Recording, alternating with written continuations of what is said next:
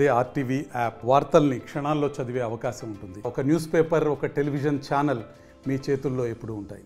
OBC శాఖ పిలుపు మేరకు నేడు జిల్లా పార్టీ ఓబీసీ శాఖ ఆధ్వర్యంలో పాత్రికేయ సమావేశం పెట్టడం జరిగింది.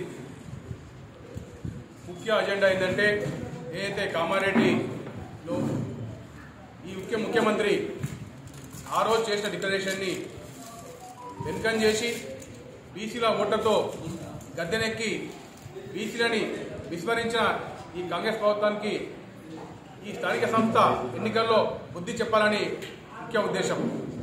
ముఖ్యంగా ఏదైతే బీసీ రిజర్వేషన్ స్థానిక సంస్థ ఎన్నికల్లో 23% ఉందో దాన్ని 42% చేస్తాము మేము వచ్చిన వెంటనే చెప్పి ఇంతవరకు కూడా ఎటువంటి కదలిక లేదు.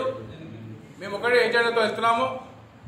బీసీలు అందరం కూడా మేమెంతో మాకంత అంటే మేము ఎంత ఉన్నామో అంత రిజర్వేషన్ మేము డిమాండ్ చేస్తున్నాము.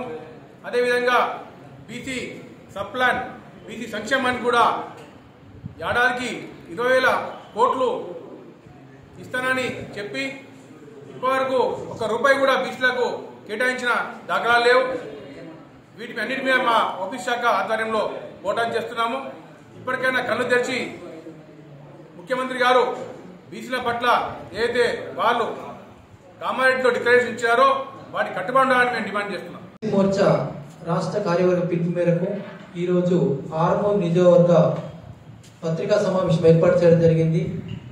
జిల్లా అధ్యక్షులు వేమాద్రి భాస్కర్ అన్న గారికి మరియు నాతో పాటు ఓబీసీ మోర్చా రాష్ట్ర కార్యవర్గ సభ్యులు సురేష్ గారికి, వినోద్ గారికి అందరికి కూడా హృదయపూర్వక ధన్యవాదాలు తెలియజేస్తూ, కాంగ్రెస్ పార్టీ అధికారంలోకి వచ్చే ముందు కామారెడ్డి బీసీ డిక్లరేషన్ ద్వారా 27% మండల్ కమిషన్ ద్వారా ఏదైతే రిజర్వేషన్ ఉందో దాన్ని గత కొన్ని సంవత్సరాలుగా బీసీ ఐక్య పోరాట సమితి నుండి పోరాటం చేస్తూ రాజ్యాంగబద్ధంగా రిజర్వేషన్ కల్పించాలని పోరాటం చేస్తూ వచ్చాం.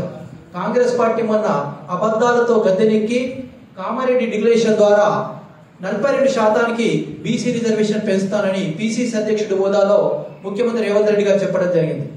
మేమేం కోరుతున్నామంటే స్థానిక సంస్థల ఎన్నికలకు మీరు ఏదైతే కులగణన చేశారో దాని వివరాలు బయటపెట్టి 42% రిజర్వేషన్ కల్పించి ఈ రాష్ట్రంలో 23,973 మందికి బీసీలకు రాజకీయ అవకాశం కల్పించాలని ఈ వీకే ద్వారా కోరుతా ఉన్నాం. ఒకవేళ ఈ రిజర్వేషన్ పూర్తి చేసి ఎన్నికలకు పోవాలి, లేని ఎడల బీసీ రిజర్వేషన్ డిక్లేర్ చేయకుండా ఎన్నికలకు పోతే ఓబీసీ మోర్చా తరఫున చాలా పెద్ద ఉద్యమం చేసి ఎన్నికలు స్తంభింపజేసే విధంగా పోరాటం చేస్తాము.